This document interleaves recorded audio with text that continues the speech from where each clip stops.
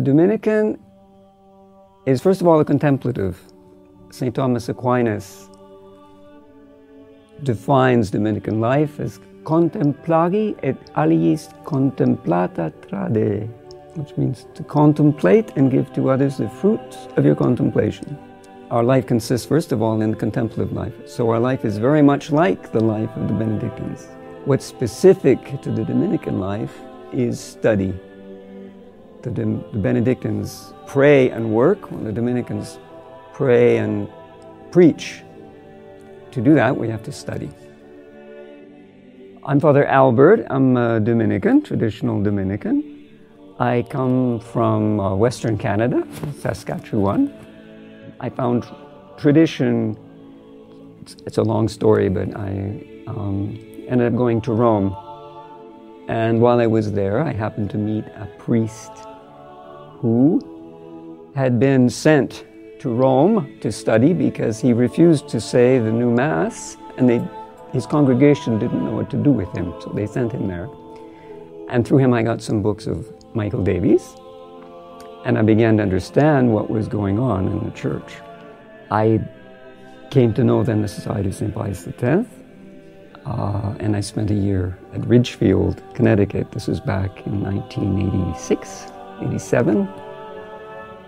And when I was there, I heard that there were some traditional Dominicans in France who were working with the Society of St. Pius X.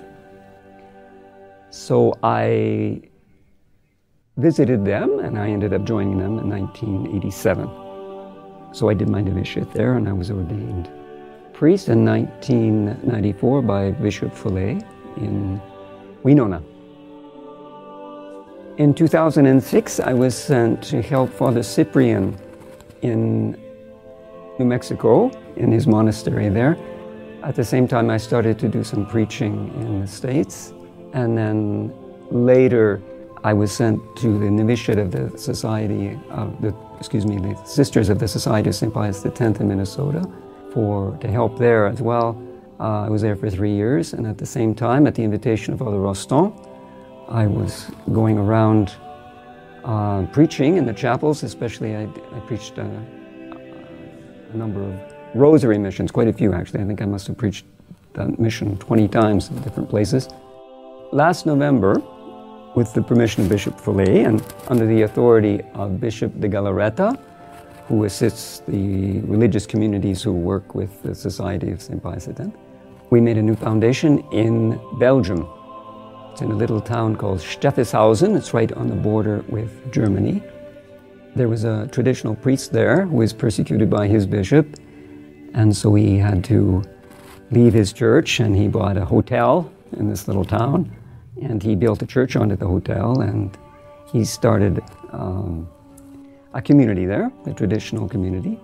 A good number of the faithful in the town followed him. He died a couple years ago, and the people were looking for someone to take over for him, and we found out about them, so they invited us to come, and so we started this new foundation there last November 15th, the feast of St. Albert the Great, who was just down not too far away. He's buried in Cologne, a great Dominican. He's a teacher of St. Thomas Aquinas. So the 5 of us, there's 4 priests and 1 lay brother, we started a new Dominican foundation.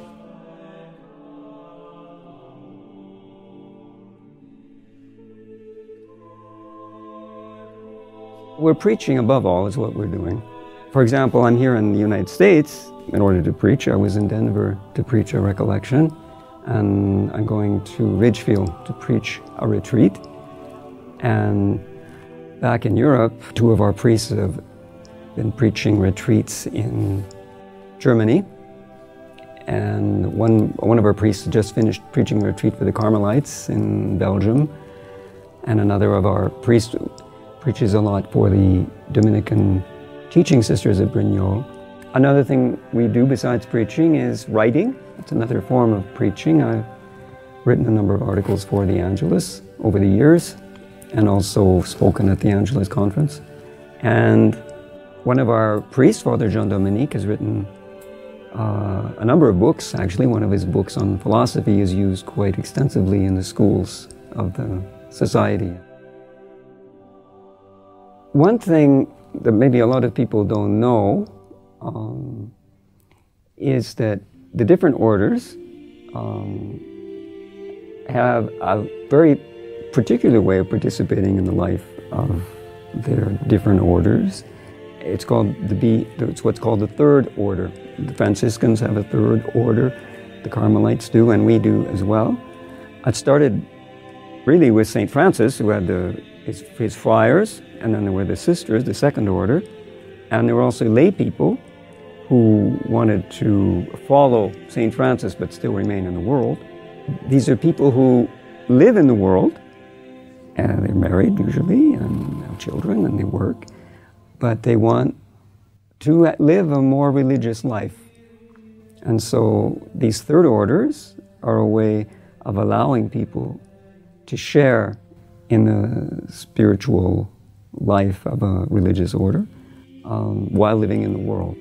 So we've started a third order as well. We have a number of tertiaries who belong in a certain way to the Dominican. They're true Dominicans, and the Church has approved these third orders. It's even in canon law. And even when they die, they can be buried in the Dominican habit because they are true members of the order. They have a rule that they follow. They have this certain love for truth, a zeal to fight for the truth, and to contemplate the truth. It's funny, some people are born Dominicans. It's just the way they are. So we have this third order. They have a rule to follow. It's approved by the Church. And like all the rules approved by the Church, it means if you follow this rule, the Church guarantees that you will go to heaven. And so it's a very sure way to sanctify yourself.